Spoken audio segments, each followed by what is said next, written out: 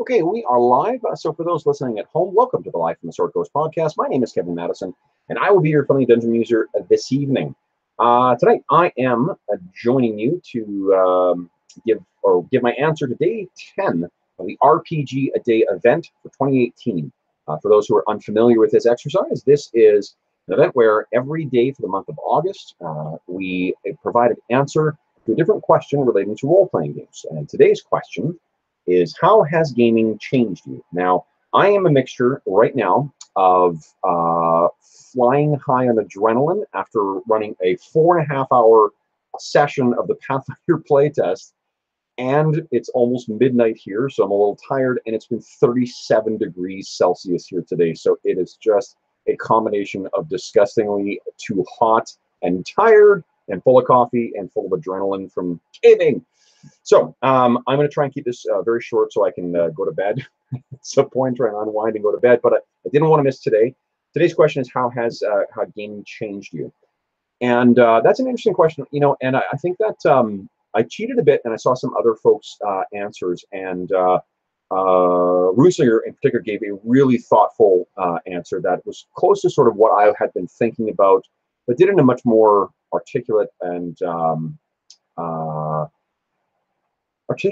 don't know, compassionate kind of way than I think what I would have. Mine would have been a lot more clumsy and whatnot. But I mean, one of the things he sort of alluded to, and that I feel as well, is that I think gaming has made me more empathic in the sense of not that I've developed superpowers, much as I wish, in sense of genuinely recognizing that other people's thought processes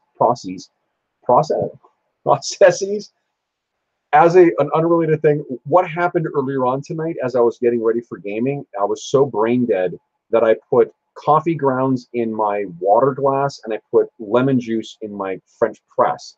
So this is the level of brain power we're functioning with right now, which is 4.5 hours past that point. So what I'm trying to say is that the level of empathy and seeing how other people's thought processes function, like the fact that what people value, and the way they go about making decisions about things. And I don't mean in terms of like solving problems in games. I mean like how they come to a conclusion to participate in playing a certain game, or how they come to the decision, or how they come to the feeling of how they interact with the game is different. It's very, very different. It's not as simple as I like this, I don't like this. This is how I process this relationship that I have with gaming, which leads me to placing value on X, Y, Z, where I may get to some of those X and Y or X and Z differently. So there are commonalities, but the way that we have come to that is very different. And regular gaming, that I've been doing the last about 10 years now, in particular about the last 5 or 6, where it's been really regimented, like every 2 weeks on Fridays and often on Wednesdays. That's really helped me recognize that and see that there's a lot of people I play with who are very good friends who just have a different way of approaching things than what I do. And I'm fucking 42, so it's like really should have learned this lesson by now. But I mean, it's something that I've really, really taken to heart, and it has helped, I think, not only in terms of my relationship with my players and games in general, but in general, like it's really, I think, made me a more thoughtful and contemplative person, and I think I am more inclined to give people the benefit of the doubt when I see that, okay, you're doing this and I think that's fucked up, but let me try and understand where it was you were coming from that led you to that decision. And that's very much, I think, akin to what Runslinger said, and I totally sympathize, or not sympathize, but I agree with that sentiment. So that's one thing that how gaming has changed me in recent times. In terms of my gaming on the channel, it has really helped discipline me a lot better in terms of getting ready and finding out what happens when you run games for more extended period, or for longer periods of time, and also learning a lot more about me as a DM and what drives me to run games, and that regimented running of games and running a lot of different games as well too has really helped me figure out a lot of my own, like the processes that I go through when I'm looking to engage with the game and how it plays at the table. I've been in a very lengthy correspondence with one of my players lately about that led us to talking about what we, how we both approach gaming and things like that. And I've always, Matt Colville really well articulated this quite well, saying that, the gaming book, this is not the game. The game is what happens at the table. This is no more the game than a recipe is the meal.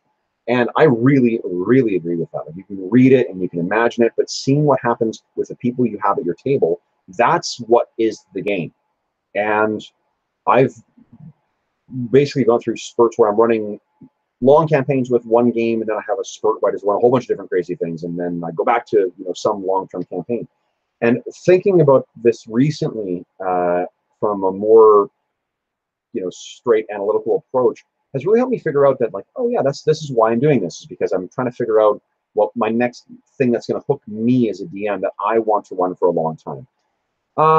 So that's been something that I've gained from or how gaming has changed me too, is my understanding of my own interest in gaming and my own what rewards I get from running games. That's one of the earlier questions from this month's exercise, and I think that's something else as well too. I guess the satisfaction of learning more about myself, and the things that make me happy.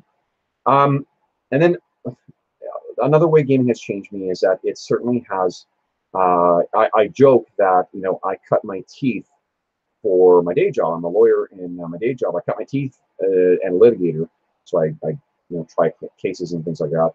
I cut my teeth on the fundamental skills I use in my day job from D&D. Quickly analyzing rules and understanding the arguments to be made in relation to them, reading comprehension, working with others, articulating your beliefs in what you want and whatnot out loud, working with others to get what you want, or collaboratively to figure out what you want to get. All of that shit is stuff I use in my day job. So, one of the ways that gaming changed me inadvertently is it naturally lent me towards, or prepared me for what would be my future career. And that's a significant change, I mean, you can get to that road in a number of different ways, and maybe there's a bit of self-selection in the sense that because I was the person who was inclined to be like that, that's why I played the games, and that's why I ended up in the career I did. But I think there's a degree of learning that came from that as well too. There's a certain way where that experience changed me to be better suited to succeeding in this career. So that's three major ways, and I think pretty fundamental ways that gaming has changed me. And I think recognizing that those are ways that it has changed me has also left me open to letting gaming change me in more ways too, to learn more about myself and more about my fellow humans by playing with them and trying to figure out why they're doing what they want to do and whatnot, and trying to find ways to collaboratively make a really rewarding experience for everybody at the table. So, which is probably why I enjoy it as my favorite hobby. It's that all of that stuff sounds amazing to me. All of those are remarkably positive outcomes from what a lot of people chalk up to being pretty trivial and silly, pastime. So yeah, great question for today. That was a really interesting one to think about. And we're now into the double digits, day 10. What's up for day 11? Let's see. Wildest character name. This is going to be the shortest video because I've got a running joke about what the stupidest name I want to use.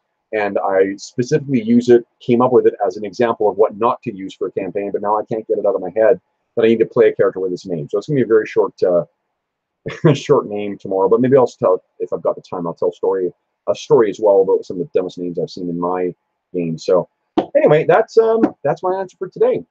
Time for me to get some hydration and get some sleep. If you have any comments, questions, or concerns regarding this answer, or if you want to share how gaming has changed you as well too, I would love to hear it. You can leave a comment in the comment section below. You can reach me on Twitter at Dungeon Musings, or you can shoot me an email at dungeonmusings, all one word, plural, at gmail.com. Finally, you may notice that there are a couple links in the description of this video. Those are in connection with the charity fundraising campaign that we're running the channel that we're calling Heroes Save Villages. What this is a charity fundraising initiative where we have paired up with the SOS Children's Villages International charity, which is a really terrific global charity that provides both advocacy and direct benefits for children who are in high need circumstances, both in North America and elsewhere in the world. They do some really, really terrific work. And if you want to learn more about the campaign, you can click through on the link. You're able to donate there as well, too, any amount you want. If you donate certain amounts, like $2 or $100, there are some pretty cool rewards that are available there. And every single dollar that is donated goes directly to the charity. None of it is chewed up by any kind of administrative costs or anything for the channel. This is strictly for the benefit of SOS Children's Villages International. If you want to know why I came up with the campaign and hear about my relationship with SOS Children's Villages International, there's a link to a video that I shot about it. Otherwise, this is not a mandatory thing. It's just something that I would ask that you please consider. Anyways, that's it for today. Tomorrow we're heading towards the middle point and then on to the home stretch for RPGaDay for 2018. Thanks so much for watching, and I will see you again tomorrow. Thanks, and see ya.